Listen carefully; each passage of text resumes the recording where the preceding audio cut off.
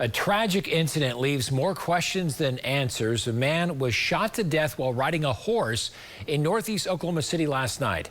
Investigators are on the hunt now for the person responsible. News 9's Hunter McKee explains what neighbors heard.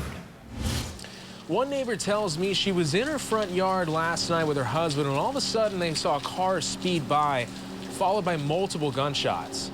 They quickly ran inside and took cover.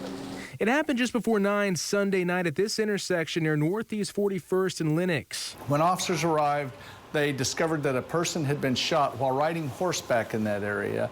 That person was identified as 22-year-old Lenico McMahon. Police say someone drove him to St. Anthony's Hospital Midwest, where he later died.